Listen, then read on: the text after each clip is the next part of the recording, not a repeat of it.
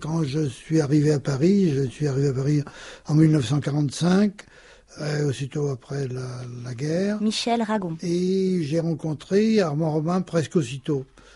J'avais 21 ans, il en avait 33. Je faisais un livre à cette époque, ce qui est un peu délirant parce que j'étais vraiment si jeune et si peu cultivé, étant autodidacte. Je faisais un livre qui s'appelait Les écrivains du peuple et je voulais consacrer tout un chapitre à Armand Robin. Ce que j'ai fait d'ailleurs. Nous nous sommes vus, je sais, la première fois dans un bistrot de Montparnasse, je pense que ça devait être le Select. Et ce qui me frappe plus, c'est le côté délirant de Robin, c'est son côté un peu fou, de toute façon. Bien qu'il n'avait pas du tout, dans son aspect physique, il n'avait pas du tout ça. Il ressemblait plutôt à un employé modèle ou à un jeune prof, quoi. Il était bien coiffé, avec une raie sur le côté, si je me souviens bien. Et donc, ça a été ma première rencontre avec Armand Robin. Et pour moi, c'était très important parce que c'était peut-être le poète que j'admirais le plus.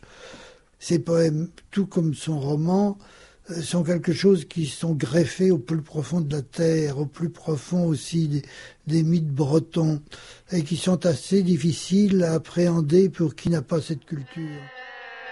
C'est vraisemblablement Armand Robin qui m'a entraîné dans le milieu anarchiste.